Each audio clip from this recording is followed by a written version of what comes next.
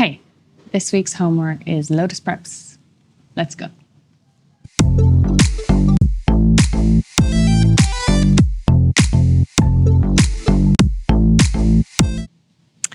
Welcome to Lotus Preps. So this is one of the mountains in yoga that you have to climb in many years. But if you're close to the top, I might be able to help you with this video.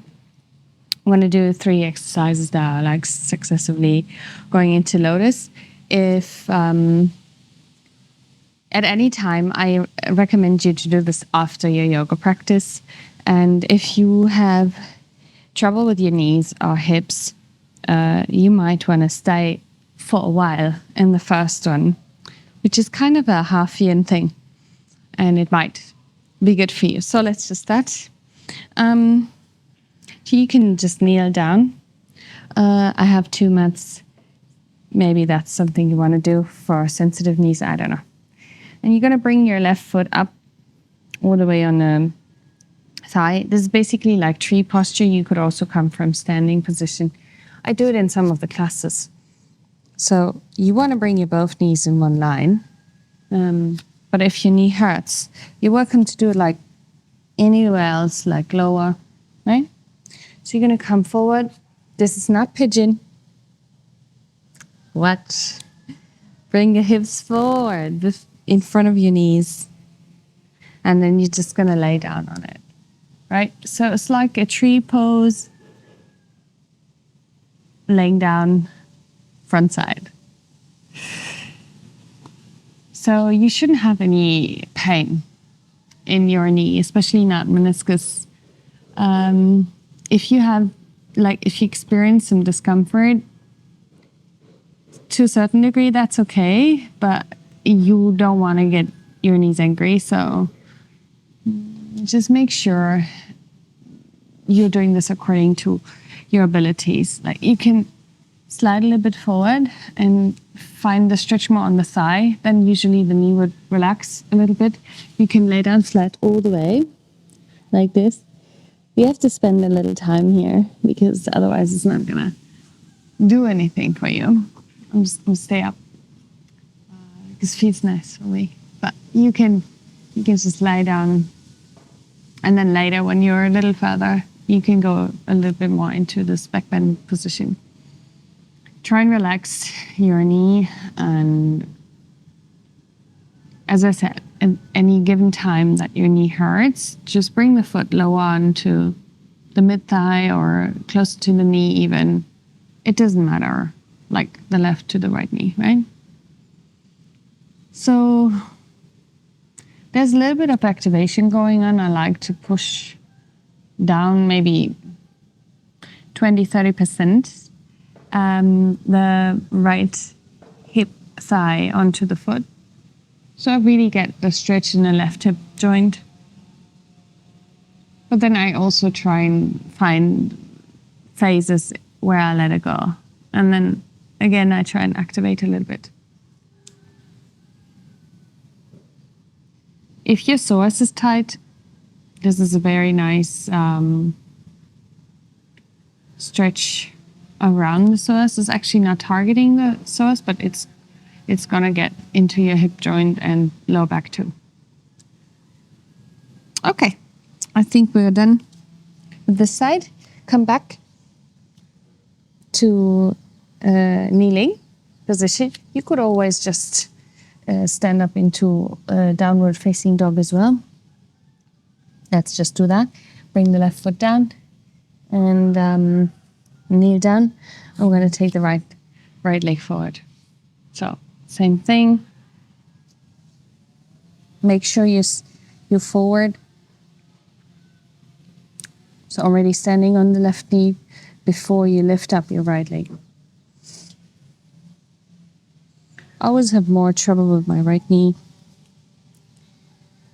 And still, I can do Lotus. It's just, it takes awareness. I can't rush it, and I can't do it every day. And then some days are really good. Some days not. You need to like go with your body. Come forward. Again, stretch a little forward, away from the knee, so the the weight distribution should be more towards your belly. That's going to feel the stretch in the thigh, quadriceps, and then like either relax into it or low activation. Maybe like 20-30% activation on your left thigh. You can, here as well, you can lie down and relax. Just have a little moment. Hip opening takes a lot of courage, I want to say. It's not so much the time that is frustrating, is how different it can be in the days and how painful it can be one day towards or in comparison to another, right? Okay, final 10-15 seconds. Just really try and relax into the right hip joint. Relax the low spine. Feel into it. And then we're slowly going to push back. Let's just come into that downward dog position. I think that was a good way to exit it. Right foot down. All right. So next pose. If this was easy and comfortable for you, you can go on to next pose, which is Vatayanasana. It's similar, only it's a little bit more active. So again, maybe I'm going to turn a little bit.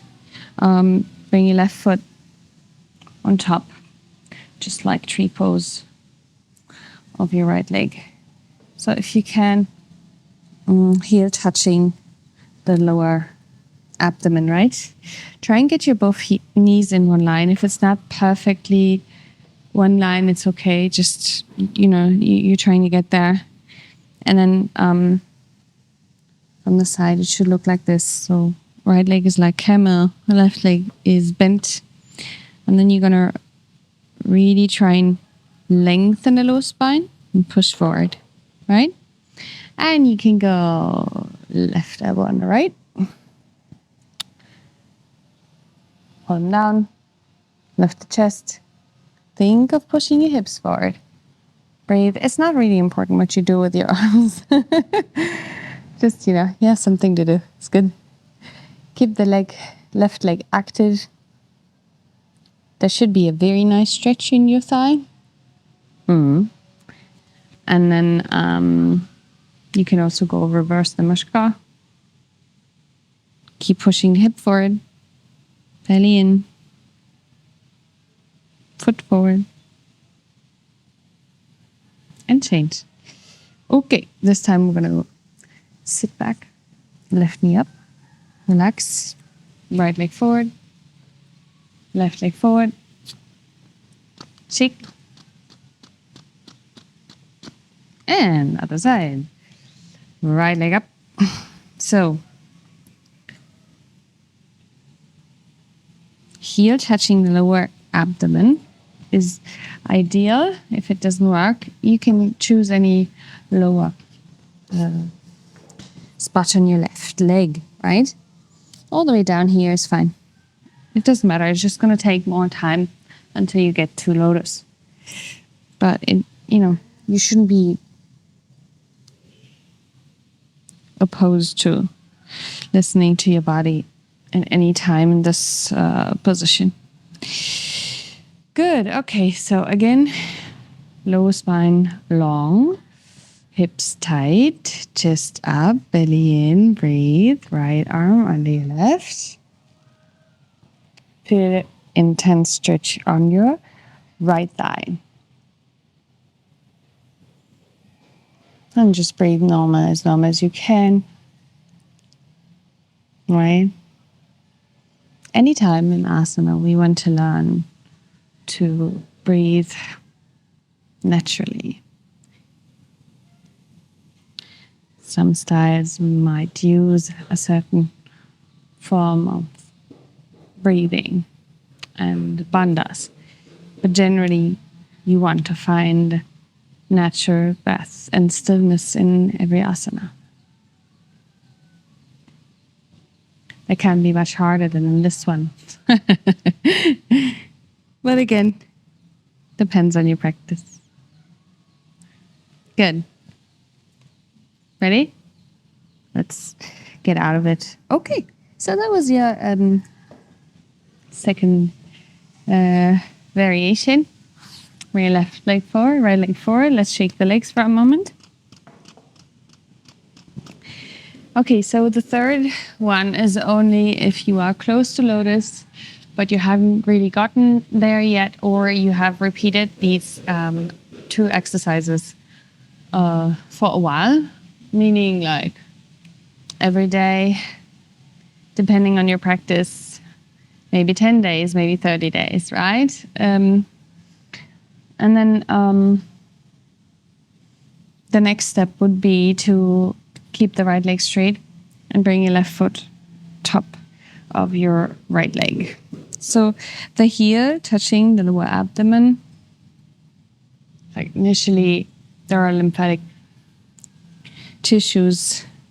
A lot of the lotus postures are initially aiming to like stimulate the lymphatic system. So bring your right foot close to the left knee. And now we're just going to lay down. This is how I teach my, let's say, intermediate students who are beginners at advanced postures. I'm just going to try and like let go. Bring your head to the floor or head to the fist or a block if you want to. Just try and relax your head. You should feel an intense stretch in your right glute, outer hip. If this is not at all possible, then you're not ready for lotus. Try and find that moment where you start relaxing.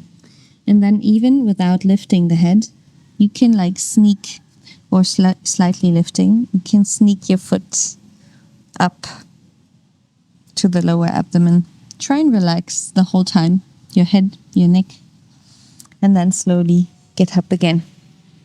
This is how most of my students get easy into lotus without hurting their knees, but I need you to be careful, right? This is not a posture you can acquire in one moment or 1 week. Anyway, if you are in lotus, lift the chest, chin to your chest, arms straight, breathe naturally. Now, if this is a lot of pain for your knees, what helps often is to take away gravity or the force of the floor. Let's say it this way. I injured my thumb, so I can't really do it, but I'll show you if you go into lifting lotus, it will be more easy to hold for the knees, right? It might be harder for your core and your arms, but it will be easier for your knees. Same as if you are in shoulder stand. Lotus. Good. Okay, let's do the right leg. So right leg in front, left leg out, stretch the legs, shake the knees.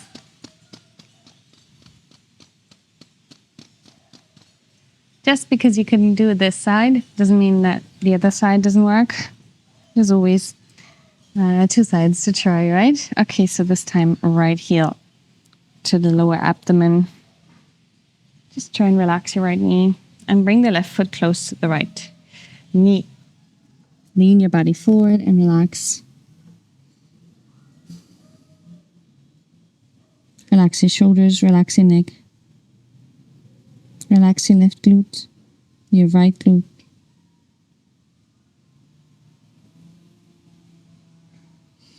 And then, without really getting all the way up, try and like bring your foot close to the other foot.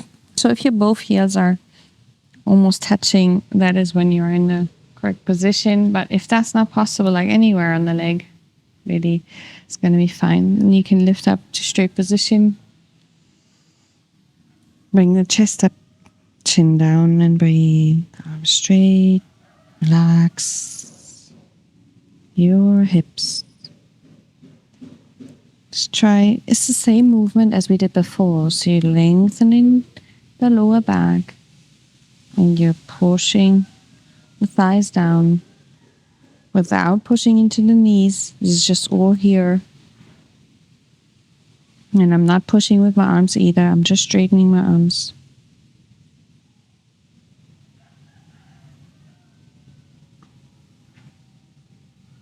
And then if you like to have a variation on this or stretch a little deeper, then you can do what we call spider in Ghosh tradition, which would be coming forward onto the belly. So you are in lotus and you just lie down like we did in the beginning. And you can relax all the way, or you can bring your hands into reverse namaskar. Pull the fingertips towards your hairline. Lift the elbows away from your body. Maybe even the knees up. And relax. Okay, so you're welcome to stay in this position because it will increase the time you can spend in lotus if you do it more often. And if this didn't work for you yet, don't worry about it. This just, it's really a thing that comes over time. But I can promise you, if you do it after a yoga class where your legs and knees are warm, and you try the first position, maybe even the second, it will increase and it will get better. And it will be, if you do it every day, it will be soon.